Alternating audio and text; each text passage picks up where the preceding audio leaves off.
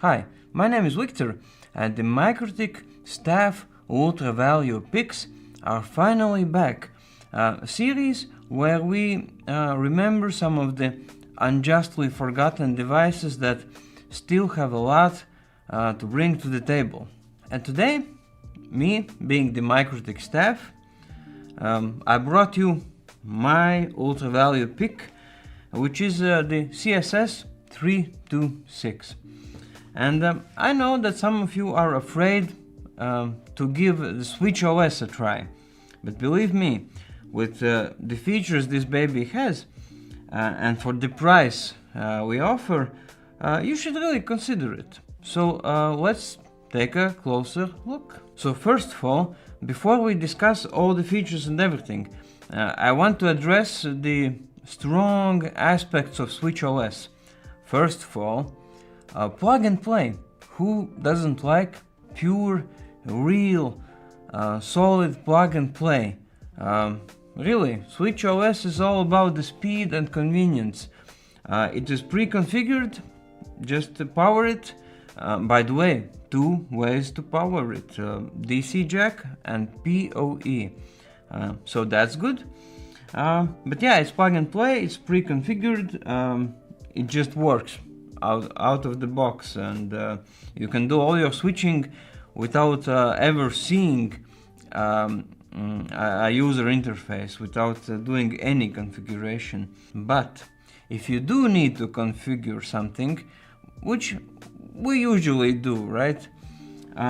Switch OS has a handy, lightweight browser-based interface, and you can still do a lot in that browser-based interface. VLANs, ACL rules, link aggregation, port mirroring, jumbo frames. So just because it's in your browser, it doesn't mean that it's a gimmick. Browser-based solutions are getting better and better every day. So Switch OS, browsers, nothing to be afraid of. Another cool thing, I already mentioned the speed, and you might ask, the speed of what? Speed of what, Victors? Well, boot up. And it is important. For example, during a power outage, your setup reboots, right? Well, how many seconds would it take for this thing to boot up? Any guesses? 10? 15? No. It is 5 or less. So that's good. Also handy for software upgrades. Remember to always upgrade everything, right? So yeah, really fast boot times. Then it is silent. It is power efficient. I think it's 19 watts maximum power consumption. And it is silent. It is passive cooled. And look at the size. Pretty compact, right? But we have it in this solid rack 10. I hope you've seen the video. So right next to some other serious players, like the 100 gigabit devices we just released, it still looks respectable. It's not a toy, but it's compact, silent, efficient. And now let's talk ports. So one of the reasons why I think the price is very good for this, it has two 10 gigabit SFP plus ports. You can use them for gigabit connections as well, just in case. And then you see 24 gigabit Ethernet ports.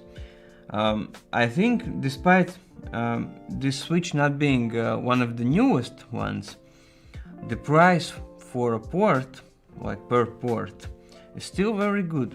And the coolest thing, it is super in stock.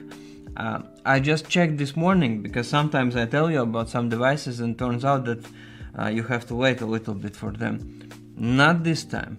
This thing is in stock almost everywhere still.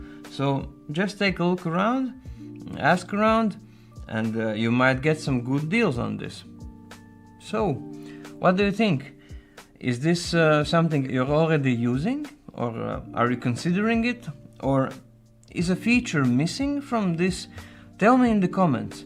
I'm really curious. Not only it helps me bring more to the table with new videos, like making the stuff that is relevant for you, but also I'm a bit selfish here.